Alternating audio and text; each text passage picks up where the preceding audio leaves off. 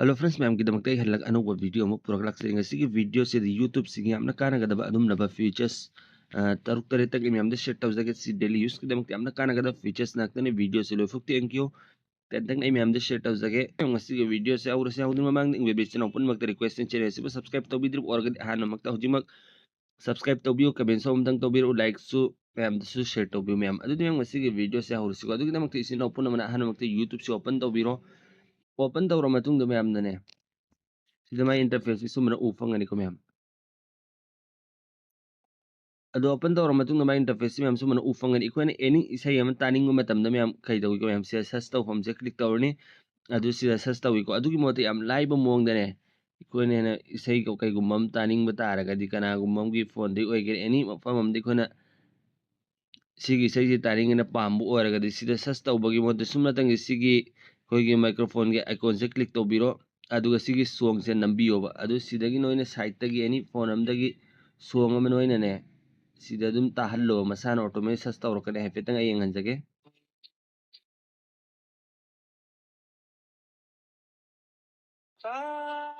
sidi ngo suma second khata moina videos ikona thare videos karambano haibdo adugi song du sida pirakane badu suma entawra ma'am su taning mutaraga de sigi trick si use tawbi yamna kana gani sigi features si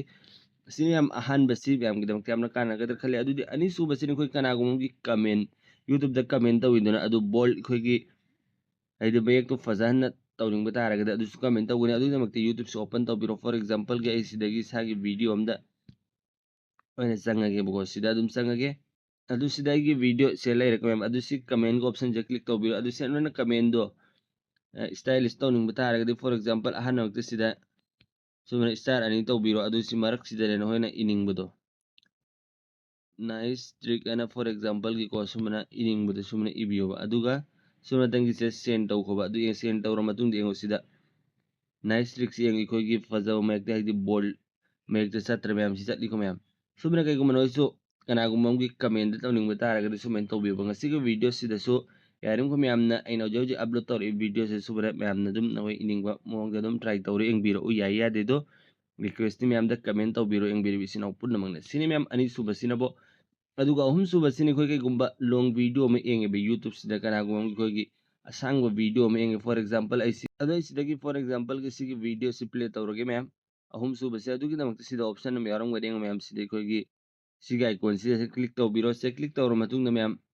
sida summarize this the video ay si ma'am se click taw biro no asang video oiragadi sida dum note ki mong dana mo ni itho apira ane be sigi video sida kari yauri habdi ma'am sis ma'am damakta amna kana gari sigi suba si kay gumano na video do sang bataragadi video sida hiring be yauri be si maru bisingi kay no haibdu sida dum yam line khangdok pi agane ba sisu yam gidam amna kana gani suba si try to biyo yam adu mari suba se makhangni na si mari suba si amna kana gani si naw singi damakte YouTube so open dawr matung de sida all gina kanda sida ine ero to se click to biro adu sida click to matung de yam sida option am yarom gani play hai si yam sigi se ine ero to se click to biro se click to matung de YouTube sida no ne sananing ba game purna maktu sida ufa gani one se click to biro adu sananing ba game do yam line sida dum free da haidi download tawbagi matsu taro download tawdabida yam line sida dum sana biyagane yamna yengbiyo try tawbiyo si yam kana gani si naw singi damakta phone sida dum haidi game do ikon download tawbagi mathau su taroi suma dum sida play tawbiyo ba sana yamna sana ningbudo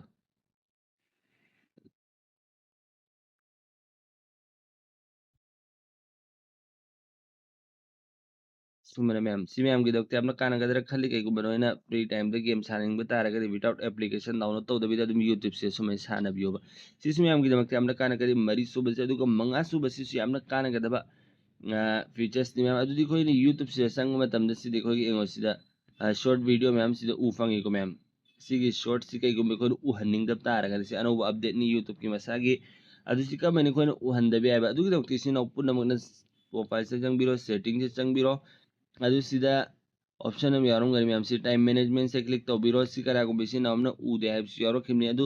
se daily limit se click to biro adu se click to ba se click to matung di ko u hanning ma tam du han be u hanning da matam du se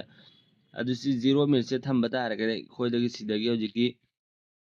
short to u roi ba ma'am ai sida adu ma'am na u hanning da ta ara gare si 0 se thambiyo ba adu ko ma'am su eng biyo u de du na sana sa gi YouTube to da ma'am na sanga try to biyo सिसु मैम की काना करी मंगा सूब अदुदि ma'am last ओइना तरुक सूब से खमीना खिसी सिसु इसिनाउ सिनंग यामना काना गदबा मोंगने कईगुम अखोइना यूट्यूब सिदा लॉन्ग वीडियो में एंगमे फॉर एग्जांपल को इन सिदगी वीडियो में प्ले तौरगे सिगिसे अदु सिदा कईगुम अखोइना अदुम वीडियो से हाइदि पिक्टक खoi तानिंग तारे सुमनतंगी मयाई सुमा क्लिक तौबियोबा अदु सिदा वीडियो से सिदा सदुम प्ले तौबे यागनि बिखोइना सुमना पिकना तानिंग तारे अदुगा अतै अतै थबु खौइना WhatsApp तौनिंगबा ngata कईगुम Instagram पाइनिंगबा अदु पुनमक तो पाइबे यागनेबा सिमयाम गिदमक यामना कानागनि कोइना एनी वीडियो में प्ले तौर सुमनतंगी मयाई से सुमा क्लिक तौबियोबा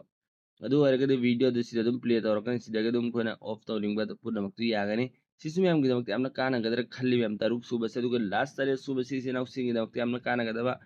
हाना सो हाइजा खरबनी खोय कईगुम यूट्यूब से कतुकरन की वीडियो लाक तारगदि अदु लाक्तनगबा अंगांग नुबिनी एंग मतमदसो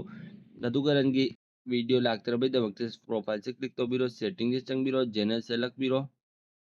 अदु से रिस्ट्रिक्टेड मुसी ऑन तौबियोबा सी ओरगदि 100% खोय अंगांग नुबिना एंग मतमदि खोय की फोन से द यूट्यूब वीडियो एंग मतमदा सेव ओरनी कतुकरन की वीडियो ला रोइबा सिरि मैम गसी की वीडियो से दैने खंजनिंग खोय की यूट्यूब की हमने कानागदबा फीचर्स अमसुग ट्रिक एंड टिप्स खरा सिजिनाउ सिंगिदमकता डेली यूज की